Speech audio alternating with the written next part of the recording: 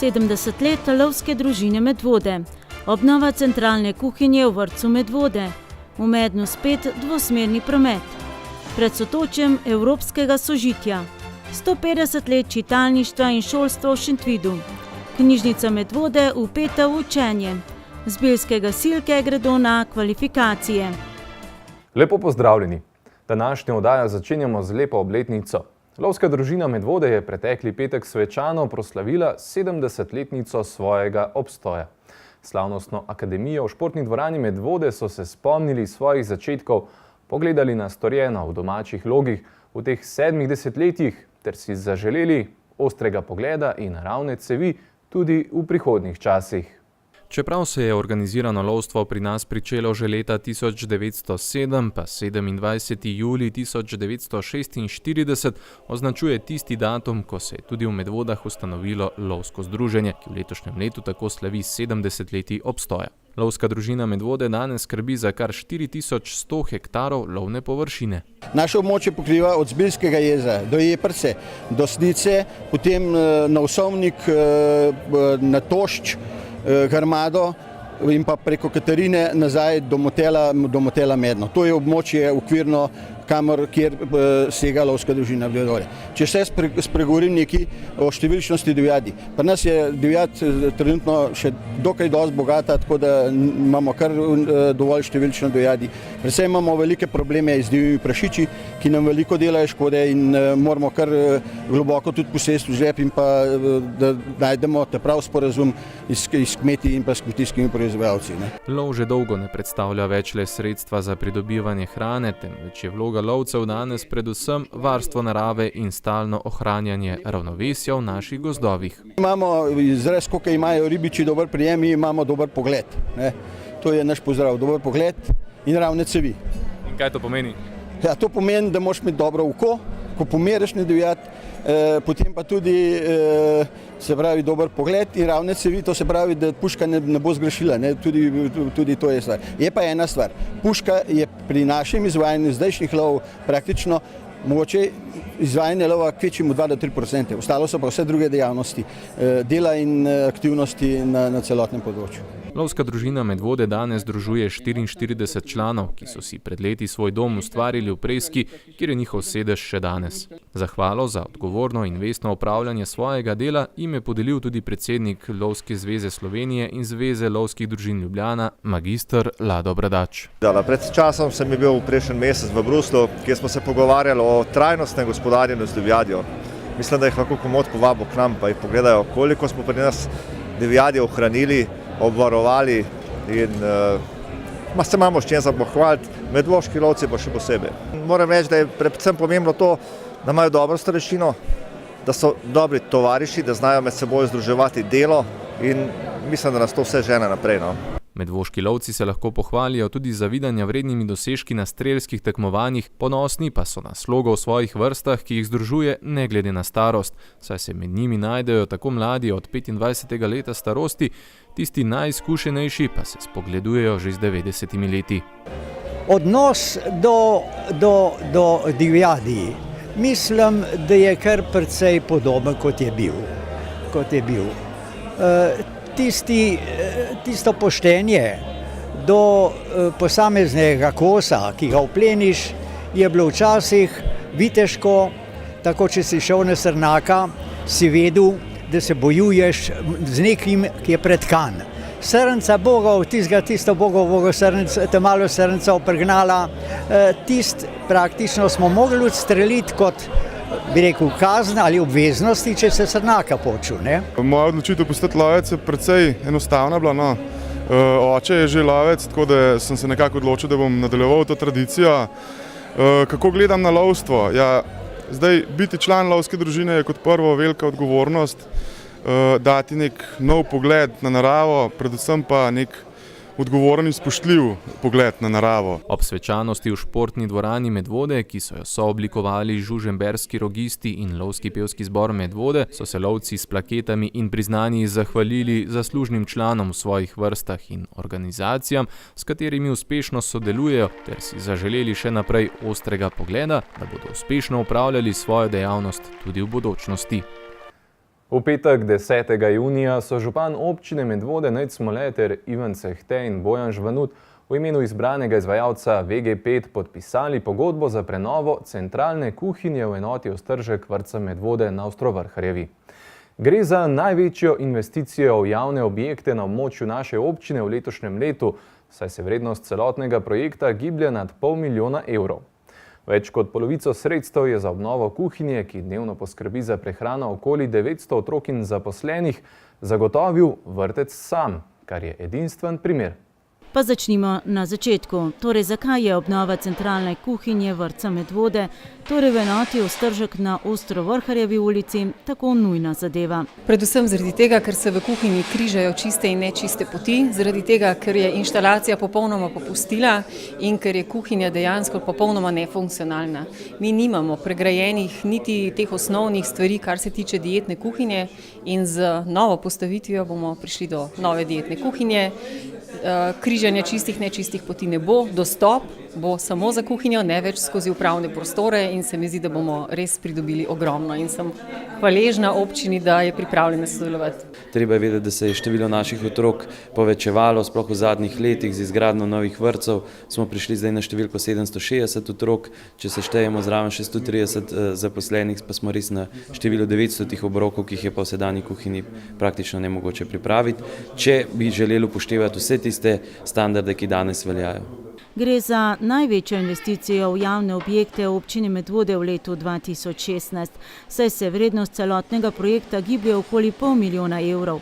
Več kot polovico sredstev je za obnovo kuhinje, ki dnevno poskrbi za prehrano okoli 900 otrok in zaposlenih, zagotovil vrtec sam, kar je edinstven primer.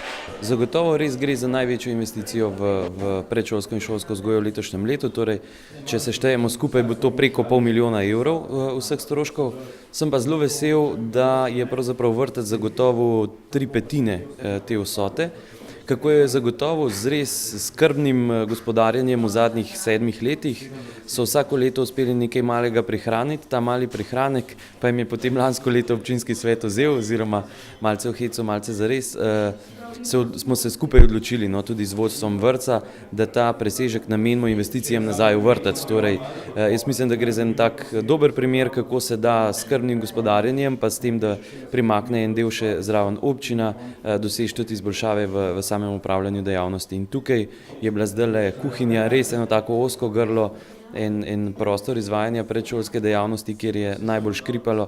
Ta sredstva so se dejansko nabirala zadnjih 9 let, to ni produkt enega leta, in smo lahko zadovoljni in veseli, da je občina pripravljena to, kar bi nam lahko vzela, investirati v nas same, in to je bistvo, in sem ponosna na to, da smo prišli do tega. Nekaj malega je pripomogel tako zelo osovraženi ZUJF oziroma zakon o uravnoteženju javnih financ, nekaj malega pa tudi dejstvo, da se osebje v vrtcu pomlajuje in je strošek dela posledično nižji.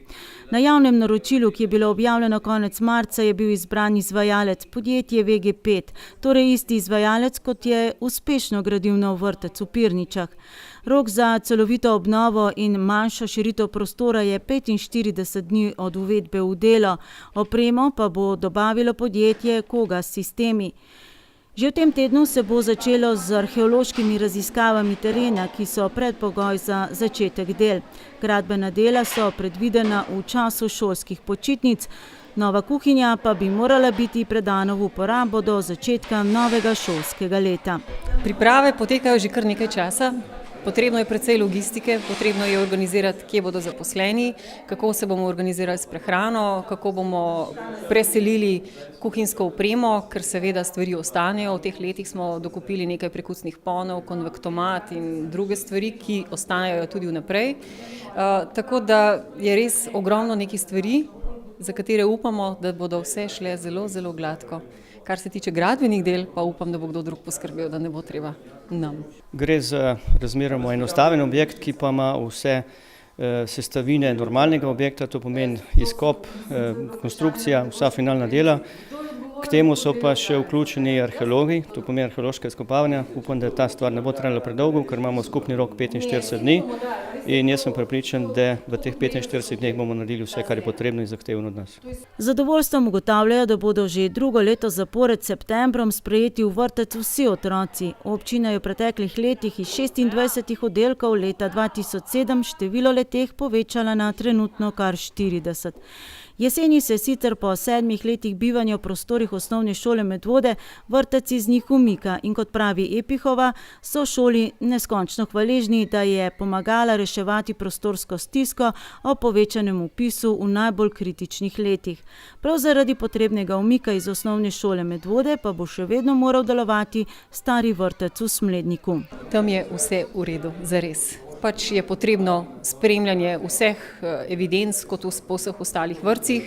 Hišniki imajo mogoče malce več dela, strokovne delavke mogoče nimajo toliko komoditete, vendar ima pa hiša še vedno svoj duh in je to najbolj pomembno. Otroci se počutijo zelo dobro. V 9 letih, kar je Epihova na čelu vrtca Medvode, se je zgradilo veliko. Med drugim 2 povsem nova vrtca v Pirničah in v Smledniku, enota na Senici in v Sori in prostori uprave v Medvodah. Želim si, zdaj bom povedala vse svoje želje, da naredimo fasado na tejle matični enoti, največji na Ostržku. Želim si, da počasi pridemo še do vrtca v Preski, ker v Preski bi potrebovali večji vrtec in v končni fazi, da gremo ven iz bloka, iz stanovanjskih prostorov. Čeprav tudi tam imamo vse zelo dobro urejeno in poskrbljeno in glede na to, da bomo počasi zaprli stari Smlednik, bi bilo smiselno, da pridemo do te številke, ki je za nas optimalna, 38 do 40 oddelkov. Dejstvo pa je, da se prostorska stiska iz vrtca seli v osnovne šole, na kar že opozarjajo predvsem v osnovni šoli Smlednik, kjer bi problematiko lahko reševali z ureditvijo 3 dodatnih razredov, in v osnovni šoli Preska, kjer pa je odprtih dilem bistveno več. Najpomembnejše med njimi pa, kako do najmanj 7 milijonov evrov, na kolikor je ocenjena naložba. Dejstvo namreč je, da država zadnjih 5 let naložb v osnovnošolski prostor ne sofinancira več. Jaz računam, da konec letošnjega leta bo pa že potrebno biti tako daleč, da bomo vedeli, kje želimo šolo delati, v kakšni časovni premici in pa predvsem, kako bomo v mestnem času potem tudi organizirali pouk. Kar se pa financ tiče, pa že napovedujemo obisk pri ministrici in tam bomo pravzaprav sprožili to, da čakanje do leta 2019, vsaj nekako tako je zdaj zamrznjeno ali pa napovedano, je za nas nesprejemljivo, torej da osnovno šolo Preska uvrstijo visoko na svoj prioritetni seznam sofinanciranja.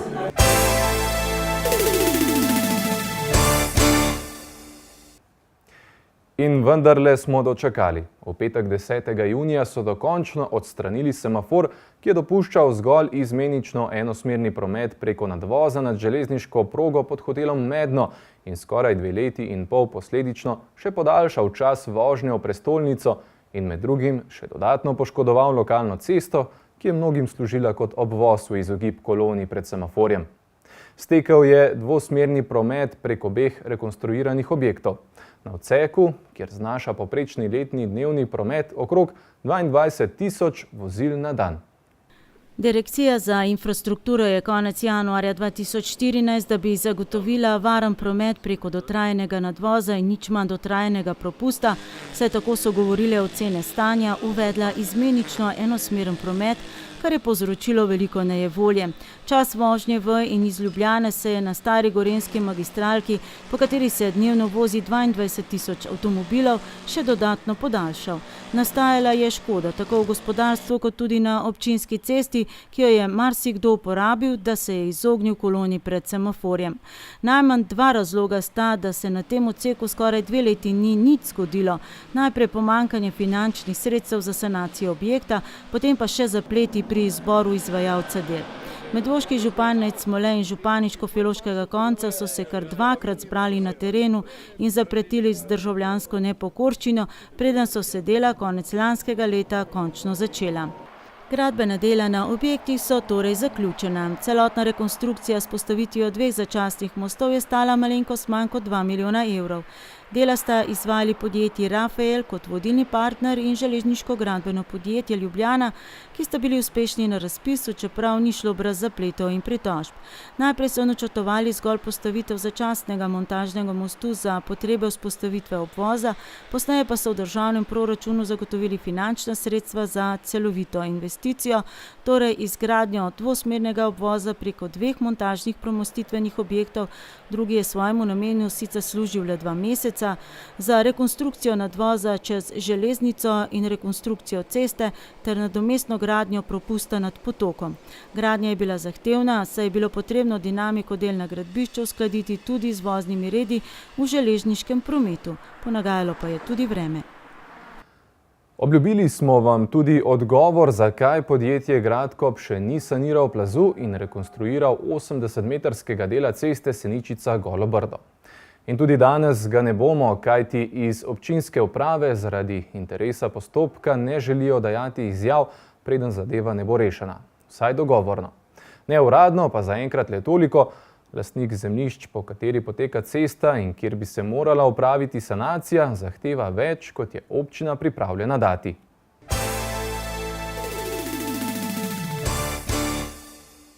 Obetajo pa se številne gradnje. Začeli so že z deli za rekonstrukcijo in asfaltiranje ceste na Zbiljsko Dobravo. Začela se bo gradnja parkirišča s parkomati ob Barletovi cesti. Najbrž pa ste že opazili, da postavljajo nadstrešnice in informacijske stebre na postajališčih avtobusnih linij 25, 15 in 30 v samem središču Medvod. Gre za 3 naložbe v višini približno 130 tisoč evrov. Postavljene so nadstrešnice enakega tipa kot na linijah ljubljanskega potniškega prometa v mestni občini Ljubljana, ki je tudi dovolila uporabo njihove arhitekturne zasnove. Lokacije novih nadstrešnic pa so na končni postaji liniji 15 in 30 pri nogometnem igrišču, kjer je občina naročila tudi leseno fasado za kovinski zabojnik sanitarij za voznike, ter na končni postaji linije 25 in nasproti zgornjega Mercator centra, kjer bo tako kot pri podvozu pod Gorenjsko cesto postavljen informacijski steber. Vrednost celotne investicije bo približno 30 tisoč evrov.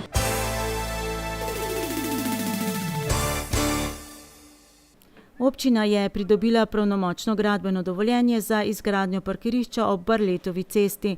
Na parkirišču bo zagotovljenih 24 parkirnih mest za osebna vozila, 12 parkirnih mest za kolesarje ter 8 parkirnih mest za motorje. Parkirišče bo plačljivo in urejeno s parkomatom. V sklopu gradnje se bo pripravil plato ter uredil izvoz za morebitnega izvajalca gostinskih storitev po principu Coffee to go. V pasu zelenice bo predvidoma zasajenih 6 medonosnih dreves. Izvajalec del je komunalno podjetje Ljubljana, vrednost proračunske postavke za investicijo pa znaša 77 tisoč evrov. Rok za dokončanje del je 6. julij. Cesta na Zbiljsko Dobravo v dolžini približno 240 metrov, naložba v višini 20 tisoč evrov, naj bi bila asfaltirana do ponedeljka. Uradno odprtje ceste pa naj bi se zgodilo tik pred petkovo slovesnostjo ob dnevu državnosti na Vaškem trgu na Zbiljski Dobravi. To je tudi ena od ključnih prireditev v okviru mednarodnega srečanja Sotočje Evropskega sožitja, ki ga bomo gostili med 22. in 26. junijem. V našo občino prihajajo delegacije 4 mest iz Francije, Nemčije, Italije in Srbije. Skupno pa bomo 4 dni gostili več kot 70 obiskovalcev iz 4 držav. Gre za prijateljske občine, s katerimi smo v preteklih letih že vzpostavili aktivnosti, ki bodo morebiti tudi zahvaljujoč srečanju v Medvodah vodile v podpis pobratitvenih sporazumov, kot smo to že storili lanskega junija v francoskem mestu Kre. Manj kot teden dni nas loči od prihoda prvih avtobusov iz Francije, Italije, Nemčije in Srbije v Medvode. Večmesečno prizadevanje odbora za mednarodno sodelovanje bo tako doseglo svoj vrhunec. Letošnje mednarodno srečanje bo po mojem občutku ena krona večletnih prizadevanj. Torej gre za to, da letos pravzaprav praznovanja pred občinskim praznikom in pa praznovanja v 25-letnici Slovenije povezujemo, kronamo s srečanjem vseh mest, s katerimi ima naša občina v zadnjih letih nekoliko bolj intenzivne kontakte. In moram reči, da sem ponosen, prav iskreno ponosen na to, da se bo to srečanje zgodilo tudi pri nas v Medvodah in da so sodelavci, ki so v odboru intenzivno delali zdaj že kar nekaj mesecev, uspeli to dogajanje razpotegniti praktično na vse dele naše občine. Gostom iz 4 držav bo prenočišče z zajtrkom v času srečanja v Medvodah med 22. in 26. junijem dobrosrčno ponudilo kar 50 občank in občanov. Da bi se evropski prijatelji v Medvodah počutili kar se da domače, pa jim je organizacijski odbor v sodelovanju s turističnimi in kulturnimi društvi pripravil zanimiv program. Ko smo se že lani pogovarjali, kam bi, če bi se seveda odločili za to, da povabimo tako številno delegacijo, kam bi lahko umestili to srečanje, je bil pravzaprav z naše strani le en predlog. In sicer konec junija oziroma točno ta termin, kot ga bomo sedaj speljali. Zakaj ravno ta termin? Ravno zaradi teh številnih dogodkov, ki že tradicionalno potekajo, imajo eno zgodbo, ki jo lahko tudi tujcem predstavimo, in tudi program je narejen tako, da bomo pravzaprav vse naše tuje obiskovalce popeljali na vse te dogodke. Vrhunec srečanja bo predstavljal podpis listine o pobratenju med občinama Kre in Medvode, ki je bila prvič podpisana ob lanskem obisku v Franciji, še na slovenskih tleh, in sicer v soboto 25. junija na Evropskem večeru v Kulturnem domu Medvode. Večer predtem pa bo na Vaškem trgu v Zbiljah potekala svečanost ob državnem prazniku, na kateri bodo predstavniki 5 občin zasadili tudi lipo, simbol slovenstva. Letos smo se tega projekta odločili zavestno z željo, da vsi občani preko teh 5 dni, ko bomo gostili naše goste iz teh držav, dobijo priložnost in možnost, da se z njimi srečajo, da z njimi navežejo kontakte, da se morebiti spozna sleherni občan naše občine, s katerim od predstavnikom, in ne nazadnje, da naši občani poskušajo s tem vložkom, če vi rečete, s tem vložkom poskušajo pridobiti nekaj novega zase, predvsem tisti, ki so odprli svoje domove in bodo gostili te naše občane, vsa društva, ki so vključena v ta projekt in bodo svoje dogodke junijske v sklopu Medvode so fest obogatile s tem, da bodo pač dale eno dodano vrednost, zato ker dobimo goste z teh držav. In ne nazadnje, če je to priložnost za vse naše društva, zveze, organizacije, za naše podjetnike, da navežejo stike, kontakte gospodarske, bodisi prijateljske, potem mislim, da je to kar dobra naložba. Povezovanje, izmenjava izkušenj in medsebojna pomoč. Kakršenkoli je že povod, dejstvo je, da tovrstna srečanja prinašajo mnoge koristi, predvsem v obliki spoznavanja novih ljudi, njihovih običajev in kultur. Vsekakor velja vabilo, da izkoristite enkratno priložnost in v prvi osebi spoznate, kako lahko mednarodno povezovanje deluje tudi na lokalni ravni. S kar 9-dnevnim pestrim dogajanjem so Šentvičani zaznamovali 150-letnico šolstva in čitalništva v kraju. Praznovanje pa so sklenili prejšnji četrtek s slavnostno zaključno akademijo, na kateri so skozi igro, besede in pesem predstavili dogajanje o prvih začetkih šolstva in čitalništva. Počastili so tudi delo takratnega šentviškega župnika Blaža Potočnika, učitelja, pesnika, skladatelja in velikega narodnega buditelja. Ideje in dogodki iz leta 1866 so pustili neizbrisen pečat današnjim dnem, so Šentvičani še zapisali v zloženki, ki je šla ob obletnici. Leto 1866 je bilo za Šentvič z okolico prelomno, saj so prebivalci po dolgih letih pogajanj z Ljubljano položili temeljni kamen prve uradne državne šole v Šentvidu. Poleti istega leta so zanesnjaki pod vodstvom šentviškega duhovnika Blaža Potočnika nedaleč stran ustanovili tudi narodno čitalnico, katere namen je bilo prebujanje narodne zavesti in slovenstva pri ljudeh. Bila je ena izmed najdlje delujočih čitalnic na Slovenskem. V njej pa so izposojali in brali knjige, časopise ter prirejali gledališke igre, recitacije, tombole, igrice, nastopali so pevski zbori, imeli so ročna dela, telovadno društvo in še kaj. Vse je potekalo v slovenski besedi in vse to se je zgodilo v času, ko so bile težnje strani avstro-ogrskih vladarjev k uklonitvi nemškemu jeziku zelo močne. Razpoloženje iz leta 1866 so na zaključni slovesnosti ponovno podeživeli na odru. Zelo zanimivih 9 dni je za nami, ko smo obeleževali 150-letnico šolstva in pa čitalništva. Ogromno raznolikih prireditev je bilo, od kviza za osnovnošolce, gimnazijce do prireditev tukaj na tem odru. Danes smo imeli otvoritev prve šolske pivovarne v Kultu, to je center, biotehnični center, center za kulinariko in pa turizem. Današnja prireditev je bila pa neka krona vsega tega, vsega prizadevanja, kjer smo hoteli prikazati, kako je prišlo do nastanka te prve šole v Šentvidu nad Ljubljano in pa tudi v bistvu čitalnice v Šentvidu, ki je nastala ravno takrat na pobudo takratnega župnika Blaža Potočnika z namenom, da se krepi narodni duh, da se krepi slovenski jezik, ki je bil takrat zelo zapostavljen.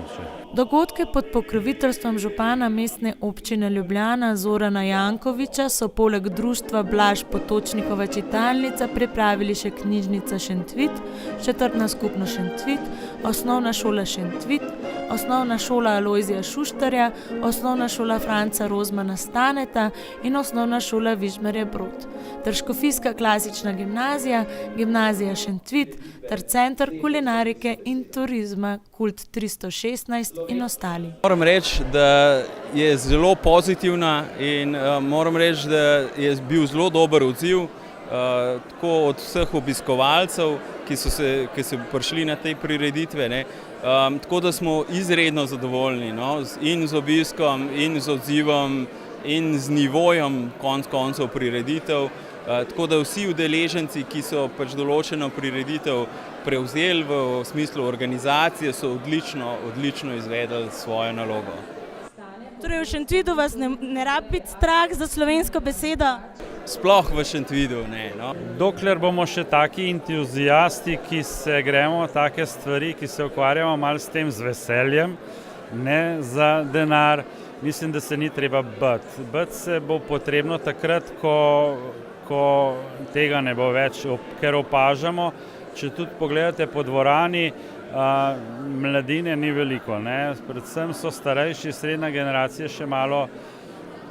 Za naslednjih 20 let ni bojazni, kaj bo naprej, pa ne, da se bojim, mi se trudimo, da bi šlo to naprej, ker gledajte, zadnjič sem se vprašal, a smo se takrat bolj borili pred 150 leti za slovensko besedo, ali se bi mogli mogoče danes tudi še malo boriti, ker poslušamo razne besede, ki so daleč od slovenskega, ne. V zloženki, ki je izšla ob 150-letnici šolstva in čitalništva, so Šentvidčani zapisali tudi, da so ideje in dogodki iz leta 1866 pustili neizbrisan pečat današnjim dnem. Za mene nepopisno. To je globoko priznanje našemu Šentvidu, da imamo take tako zvane pestre izvajatelje. To se mi zdi zelo pomembno, ker šolstvo je pač iz tega kultura raste in če se tega zavedamo in če to negujemo naprej, mislim, da bo naše slovenstvo tudi ostalo še naprej. Zaveda, prelepo je, da se je poudarek slovenščini dal in da je obstala slovenščina. Čeprav se je tudi zdaj treba truditi za slovenščino, ker je preveč tujih vplivov angleškega zrasti. Da je naša pesem Slovenecem, to je naše jedro, živimo Slovenecem.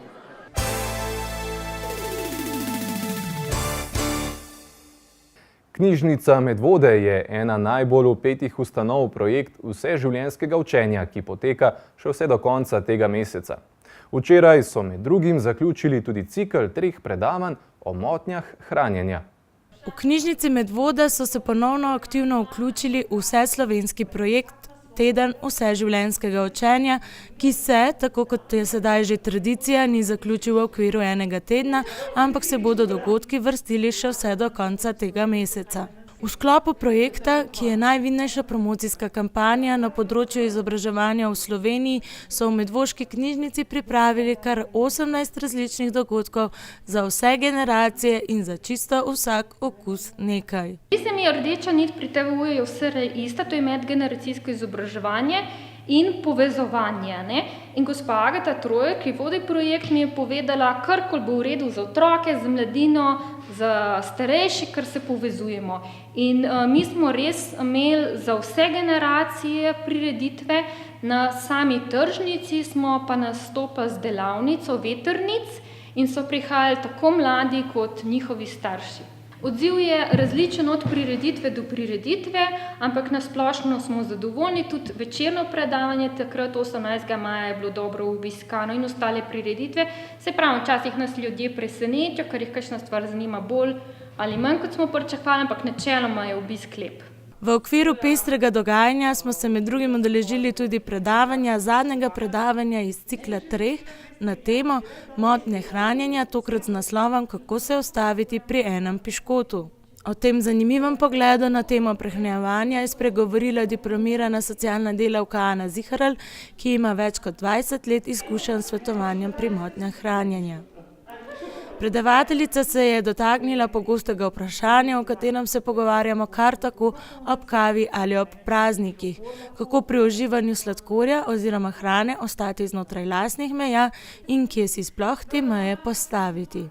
Danes bomo govorili o tem, da vprašanje, kako ostati pri enem rebrcu čokolade, nikakor ni vprašanje discipline, ampak gre bolj za vprašanje simbolike, kaj nam to rebrce čokolade pomeni, kako ravnamo sami s sabo, s svojimi potrebami, koliko si privoščimo užitkov v življenju in kako skrbimo za ravnovesje v našem življenju.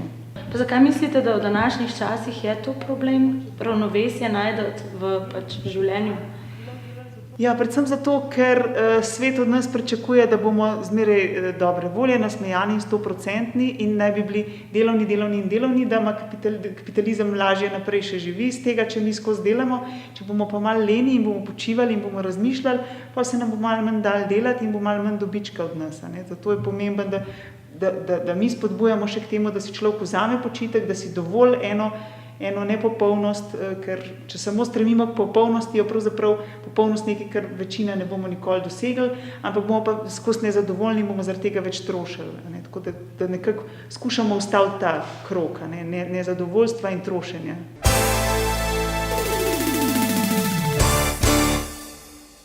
Prejšnji četrtek se je zaključilo tudi 3-dnevno državno srečanje lutkovnih skupin in otroških gledaliških skupin. V Kulturnem domu Medvode smo si lahko ogledali najboljše, kar premore ljubiteljstvo na teh dveh področjih. Selektorica Irena Rajh-Kunaver, vsestranska lutkovna ustvarjalka, je na zaključno državno srečanje od skupno 93 prijavljenih uvrstila 12 lutkovnih predstav. Selektorica Simona Zorc-Ramovš, gledališka igralka in pedagoginja, pa je od skupaj prijavljenih 247 otroških gledaliških predstav za medvoški oder izbrala 13.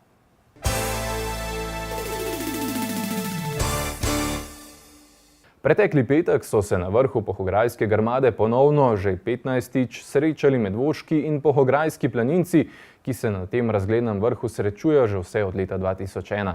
Postavili so smerno tablo in vse od takrat se srečujejo počastitev tega dogodka. Tudi letos so Pohograjci na vrhu pripravili planinsko pogostitev za vse obiskovalce, Medvoščani pa so nato na prigrizek povabili v kmečki turizem Sečnik. Letošnje srečanje je bilo prvo za medvoškega župana, ki je na vrhu priznal, da je vrh Pohograjske grmade prvič osvojil z medvoške strani.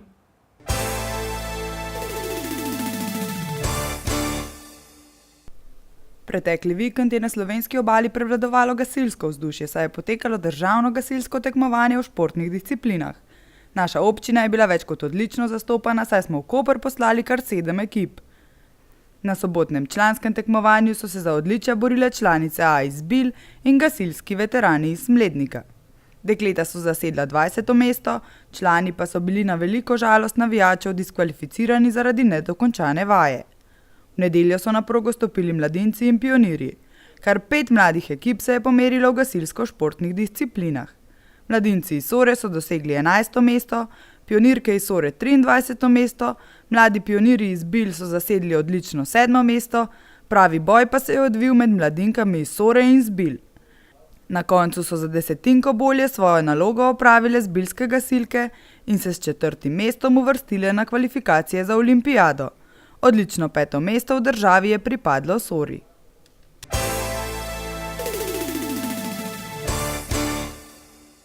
Danes o 5:05 je prišlo do zemeljskega stika na 20 kV kablu z Bilje Škofje Loka v lasti Elektra Gorenjska, ki poteka po kabelski kanalizaciji na območju hidroelektrarne Medvode. Ob stari stikalnici hidroelektrarne Medvode je bil v obeh kabelskih jaških ugotovljen začetek in vir požara, ki so ga zaznali senzorji v transformatorskem boksu blok transformatorja hidroelektrarne Medvode.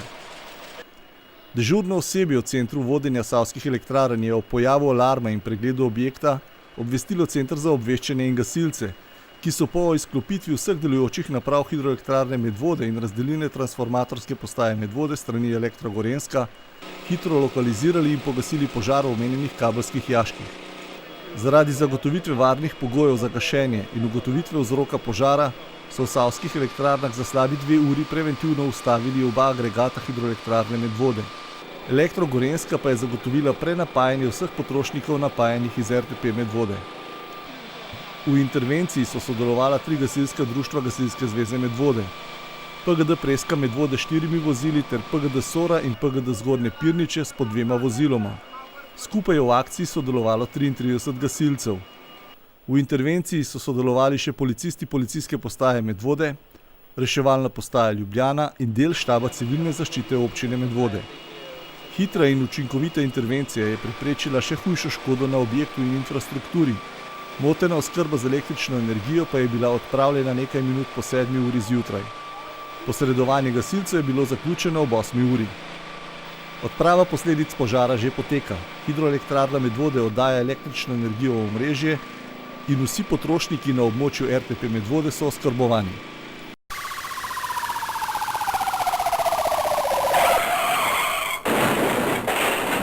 Tokratna črna kronika medvoških policistov je precej kratka, delo pa so povzročali samo povzročitelji kaznivih dejanj. Na Golem Brdu je nekdo vlomil v počitniško hišo, o plenu ne poročajo. V Medvodah so ukradli vrtno kosilnico. V Medvodah pa so se zgodile še tatvine artiklov na bencinskem servisu, tatvina kolesa in tatvina fotonahrbtnikov. V novicah preteklega tedna je bilo to vse. Pred nami je pester Evropski teden, poln tradicionalnih domačih dogodkov in gostov, ki bodo odkrivali lepote naših krajev. Lahko se jim pridružite, mi bomo gotovo poleg. S svežim poročilom že prihodnji teden v novicah med vodami. Lep pozdrav!